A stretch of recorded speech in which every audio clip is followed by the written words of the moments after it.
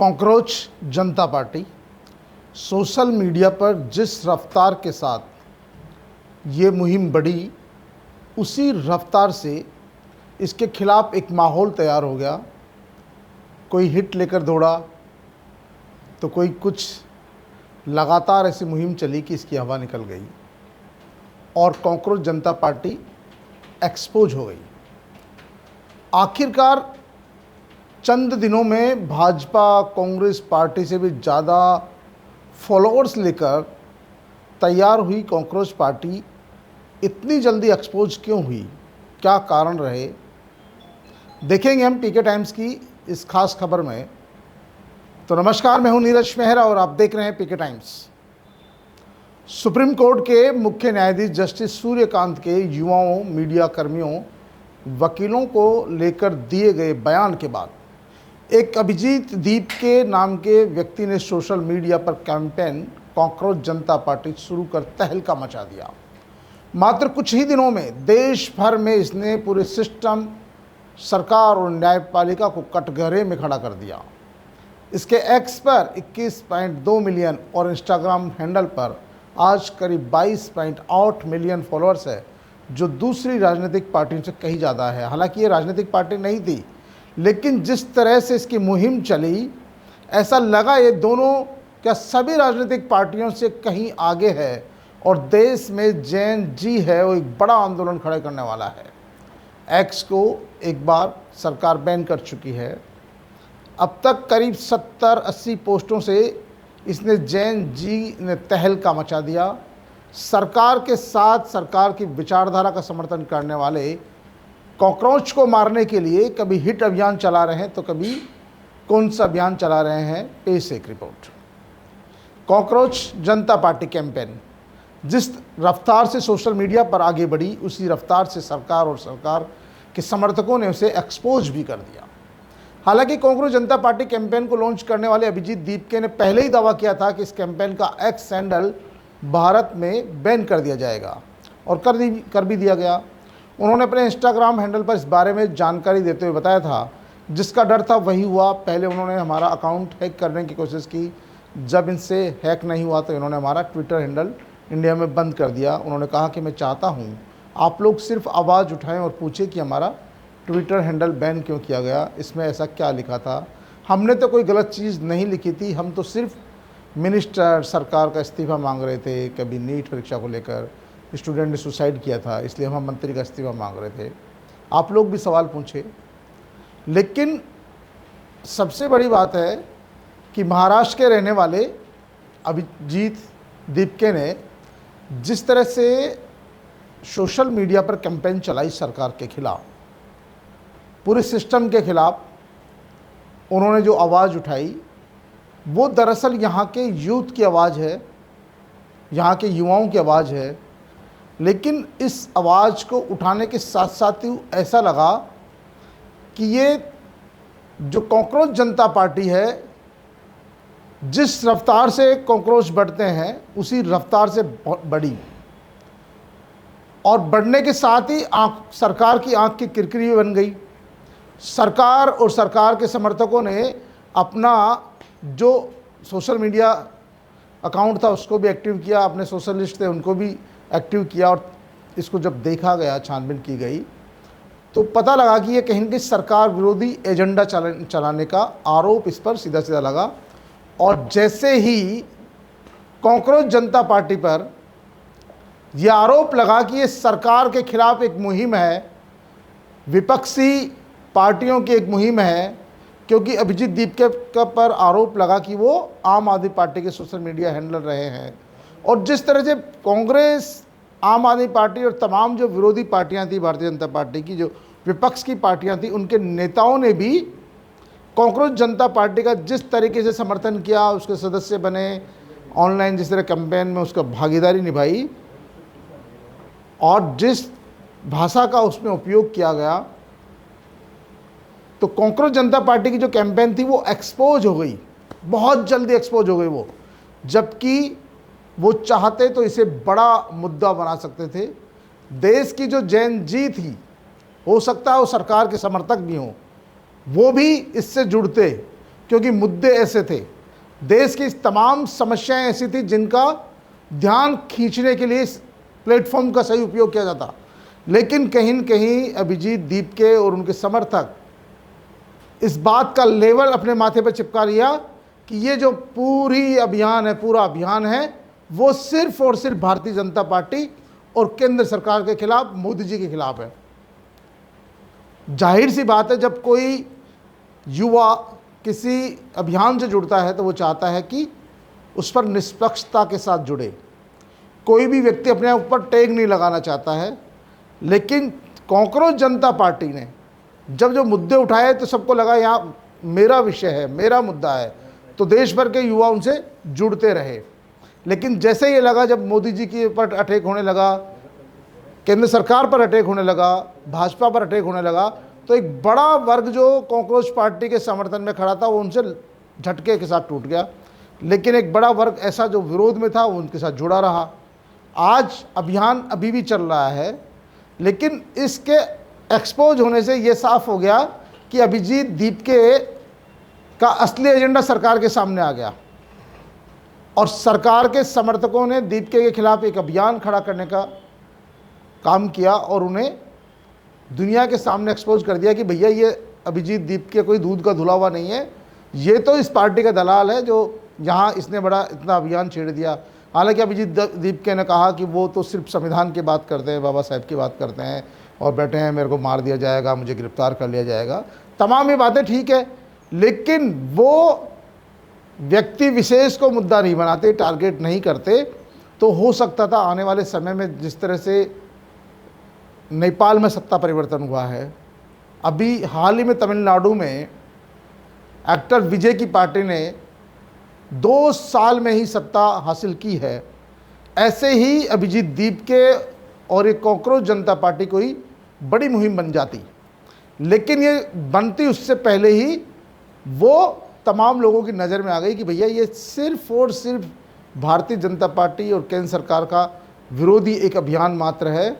और इसीलिए उस कॉकरोच को मारने के लिए भाजपा और भाजपा के लोग कभी हिट से मारने की बात कर रहे हैं, तो कभी गंदे नाले की पैदाइश बता रहे हैं, तो कोई इसे सिर्फ बीजेपी विरोधी करार दे रहा है, कांग्रेस की मुहिम बता रहे हैं। असल में दीपके के मुद्दे असली थे, लेकिन सोच कच्ची थी, जिसके चलते वो पहले ही झटके में मात खा गए। हालांकि उनके इंस्टाग्राम पर लगातार फॉलोअर्स बढ़ रहे हैं। ये कह सकते हैं कि उन्होंने देश के सोती हुई जैन जी को जगाने का काम तो किया, लेकिन वो भुना नहीं पाए, क्योंकि भुनाने से पहले ही वो खुद एक्सपोज हो गए। और इसीलिए आज उन्हें लोग हिट से मारने की बात कर रहे हैं, कहीं न कहीं छिड़काव की बात कर रहे हैं। एक वर्ग जो कॉकरोच जनता पार्टी के खिलाफ अभियान चला रहा है, उन्हें कमज़ोर करने की कोशिश कर रहा है। लेकिन केंद्र सरकार को ये ज़रूर सोचना होगा, और मेरे हिसाब से सोचना भी चाहिए देश के प्रधानमंत्री जी को और उनकी जो कोर टीम, उनको सोचना चाहिए कि देश में एक बड़ा तबका है, बड़ा वर्ग है जो सरकार से नाराज़ है, और ये सरकार के खिलाफ चिंगारी जो सुलग रही है, भले ही आज अभिजीत दीपके ने कॉकरोच जनता पार्टी के नाम से शुरू किया हो, लेकिन एक बड़ा तबका है, एक बड़ा वर्ग है जिसमें सरकार के खिलाफ जहर भरा हुआ है, नाराज़गी भरी हुई है, नफ़रत भरी हुई है, और जब भी मौका मिलेगा वो सरकार की हाल ख़राब कर देगा, सरकार को जो सत्ता से बाहर करने के लिए काम करेगा। इसलिए सरकार जिस तरह से कॉकरोच को हिट करने के लिए, मारने के लिए जो सपना देख रही है, उसे समझना होगा कि आप अभिजीत दीपके की आवाज़ को दबा सकते हो, उनका जो एक्स हैंडल को आप बैन लगा सकते हो सकता है इंस्टाग्राम को भी आप बैन कर दो। लेकिन जो सोच पनप गई है, जो सोच यूथ में लगातार गुस्सा जो बढ़ रहा है, उसको कैसे काबू में करोगे?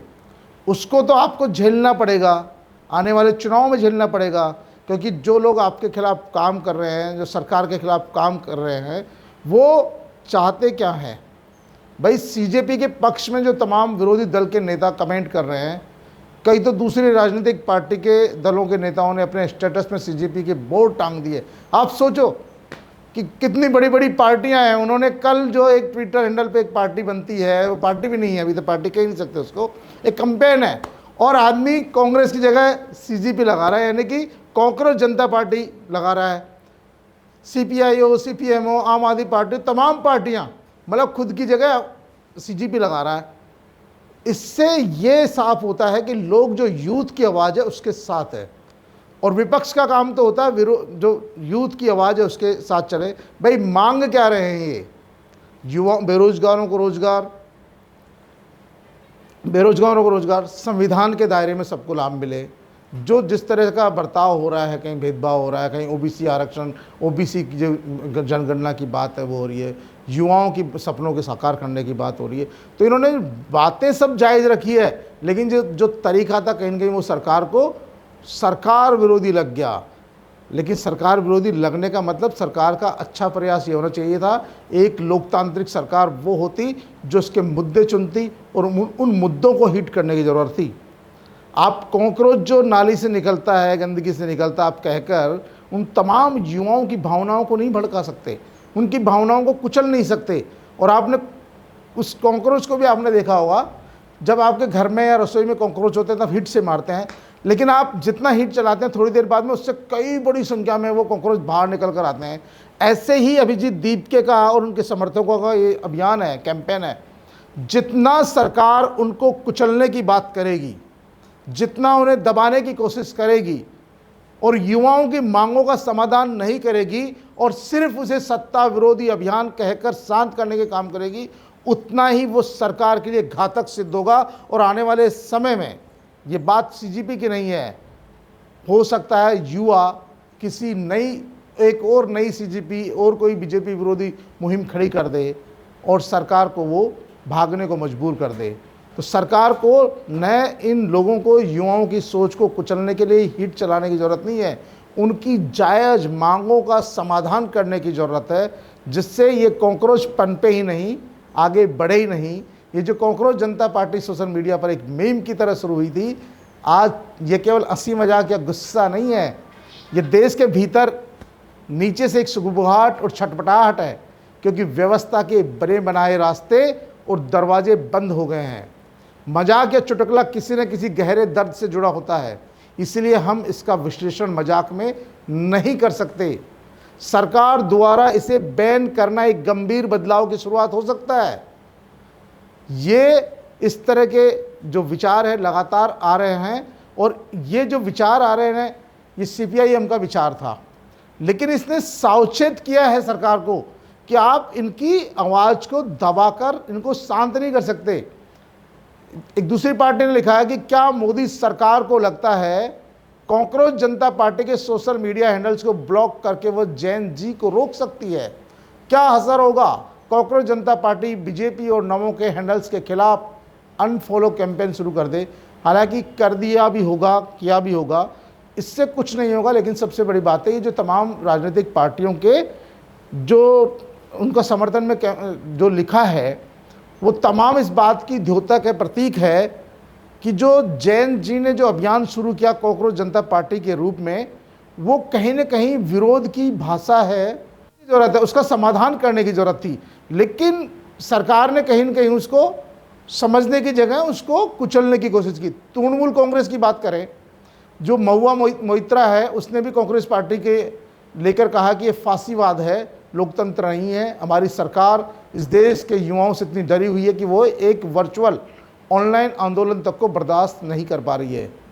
आप सोचो कि ऑनलाइन आंदोलन से ही सरकार इतनी घबरा गई है, अगर ये तमाम जैन जी सड़कों पर आ गया फिर सरकार का क्या होगा? और ये होने वाला है। आज आप दबा सकते हो, कुचल सकते हो, लेकिन 100%, क्योंकि ये युवाओं की भावनाएं हैं।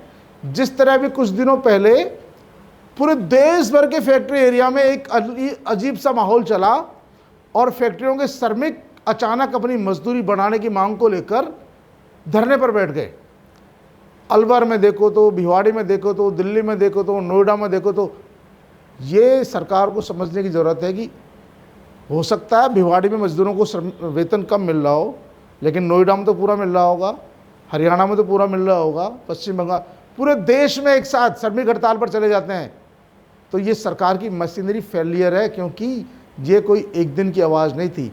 ये लगातार सरकार के खिलाफ बढ़ता हुआ आक्रोश था जो सड़कों पर आ गया। तो ये जो कांग्रेस जनता पार्टी की जो भावनाएं हैं, भले ही अभिजीत दीप के उनका कोई बहुत बड़ा राजनीतिक वर्चस्व नहीं है, बहुत बड़ा राजनीतिक कद नहीं है, लेकिन उन्होंने सिर्फ और सिर्फ जैन जी की कल्पना और भावनाओं की कदर की।